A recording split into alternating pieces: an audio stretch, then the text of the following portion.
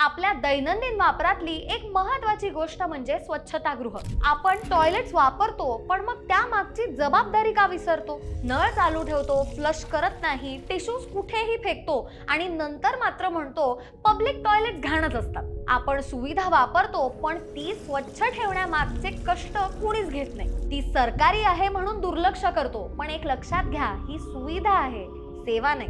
तुम्ही घरी टॉयलेट्स वापरता तेव्हा काय करता? नळ बंद करता, फ्लश करता. मग इथं का नाही? असे खडे बोल ऐकून तुम्हाला वाईट वाटेल, पण आपण या देशाचे नागरिक म्हणून आपली जबाबदारी का विसरतो? भारतात दररोज 12 कोटी लोक सार्वजनिक टॉयलेट्स वापरतात आणि त्यापैकी 38% लोकांनी हे कबूल केलंय की वॉशरूम वापरून झाल्यानंतर त्यांनी फ्लश केलेलं नाही. याचं कारण ते आधीच घाण होतं.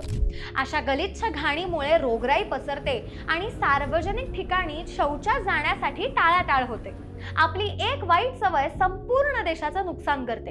ह्यावर उपाय एकच, आपण आपल्या घरात जशी स्वच्छता ठेवतो तशीच सार्वजनिक ठिकाणी ठेवायची. शौचालयाचा वापर झाल्यानंतर फ्लश करा, नळ नीट बंद करा, सॅनिटरी नॅपकिन्स आणि डायपर्स योग्य ठिकाणी डिस्पोज करा.